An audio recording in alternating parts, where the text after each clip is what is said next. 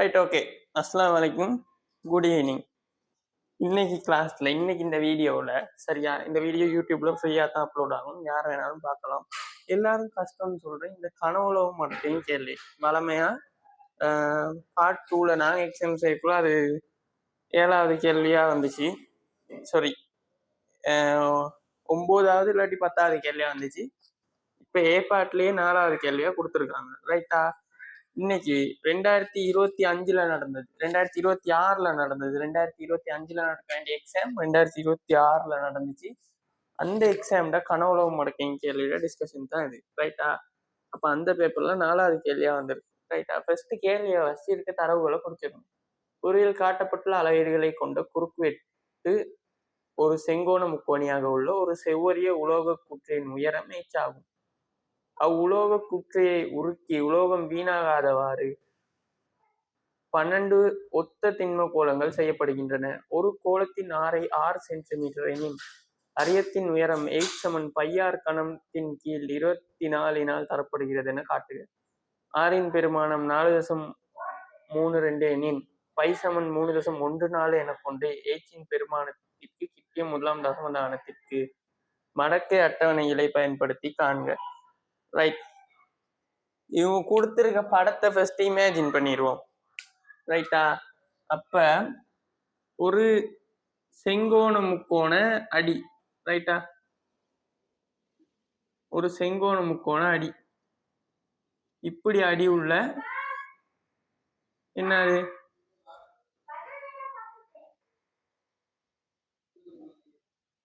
இப்படி ஒரு உருவம் சீரா இருக்குன்னு வச்சுக்கோமே. நான் அவ்வளவு பெரிய ஆர்டிஸ்ட் எல்லாம் இல்லை, சரியா? சீரா இருக்குன்னு வச்சுக்கோ. செவ்வரிய உலோக குற்றி, சரியா?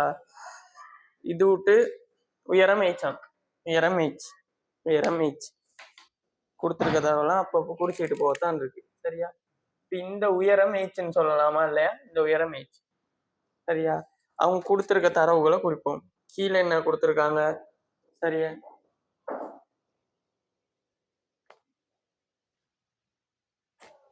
அப்ப அவங்க கொடுத்திருக்க தரவுப்படி தம்பிகளா, இந்த அடி இருக்கு தானே, இந்த அடி விட்டு, அதாவது இந்த அடி விட்டு அடியை அவங்க கொடுத்துருக்காங்க 24 சென்டிமீட்டரும், செங்குத்து உயரத்தை அவங்க கொடுத்துருக்காங்க 32 சென்டிமீட்டரும், சரியா?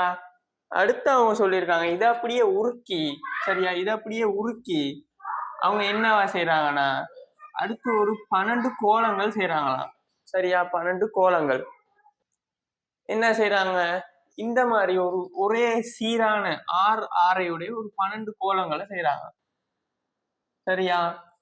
இப்ப இதுல இருந்து என்ன விளங்குதுனாடா, நம்ம இப்போ ஒரு ஒரு சாலிட் ஒண்ணு, அதாவது ஒரு திண்மத்தை உருக்குனா அதுல வார அந்த அளவு வந்துட்டானே அது விட்டு கனவு அளவு, சரியா? எந்த அளவு அது விட்டு கனவு அளவோ அந்த அளவு தான் அது உருக்குனா வரும், சரியா?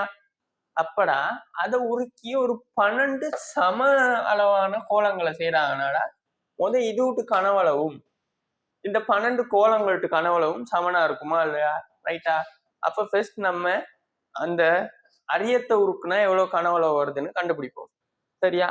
அதுக்கப்புறம் கோலத்தை உருக்குனா எவ்வளவு கனவளவு வருதுன்னு கண்டுபிடிப்போம். ரெண்டையும் சமப்படுத்தி விட்டா ஆன்சர் வந்துடும், சரியா? ரைட். இப்ப அவங்க கொடுத்திருக்க தரவுப்படி ஃபர்ஸ்ட் அந்த அரியத்தை விட்டு கனவளவுக்கான கோவையை எழுதுவோம். எந்த ஒரு உருவத்துக்கும் கனவளவுக்கான கோவை அடிப்பரப்பு தர செங்குத்துயரம், அடிப்பரப்பு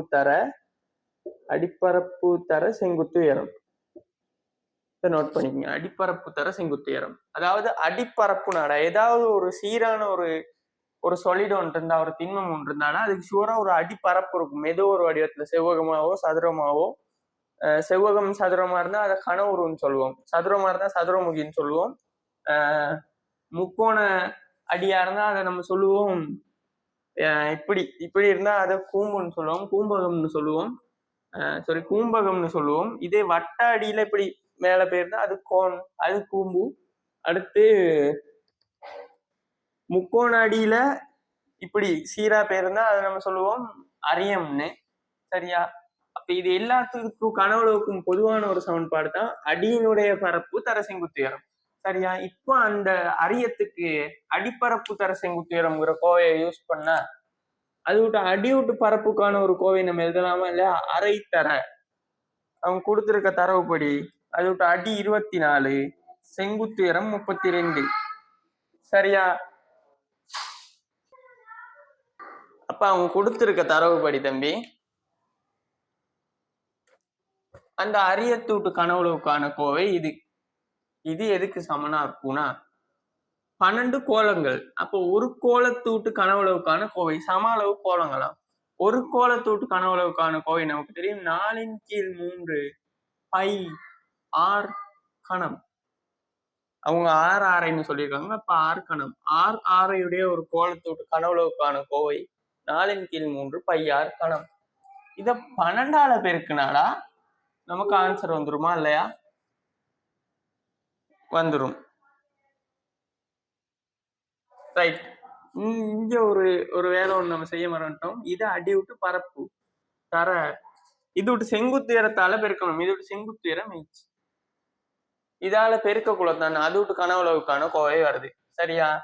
இப்ப இது விட்டு கனவுளவுக்கான கோவை 4/3 பையார் கணம் தர 12 கோலம் இருக்கனால 12. இப்ப இங்க சுருக்கக்கூடியதெல்லாம் சுருக்குவோம்.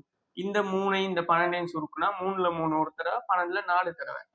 இந்த சைடு இருக்கிறது எல்லாத்தையும் சுருக்குனா 16 பை ஆர் கணம் சமன் இந்த சைடு சுருக்குறதெல்லாம் சுருக்குவோம்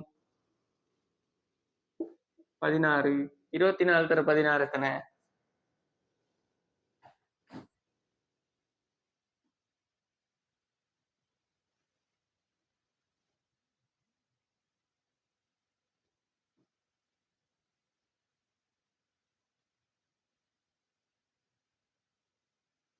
384. அப்ப 384 h சமன் 16 பை ஆர் கணம்னா இப்ப அவங்க கேட்டது படி h மட்டும் ஒரு பக்கம் வச்சுக்கிட்டு மற்றதெல்லாம் எழுவாய் மாற்றம் செய்யணும்.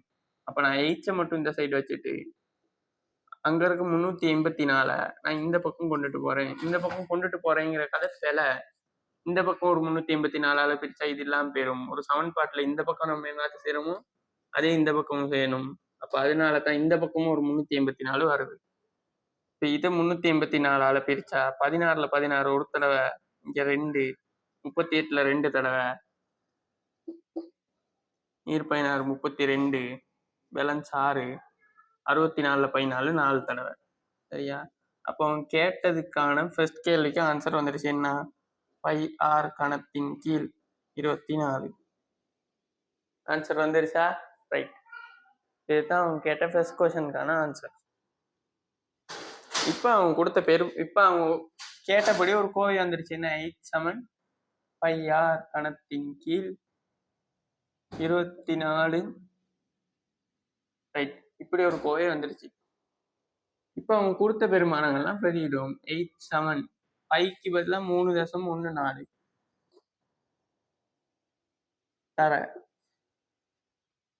ஆருக்கு பதிலா 4.32 அதுல கணம் கீழே ஒரு 24.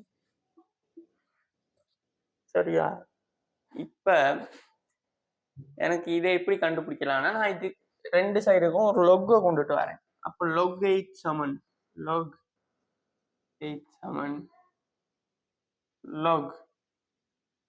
லொக்குள்ள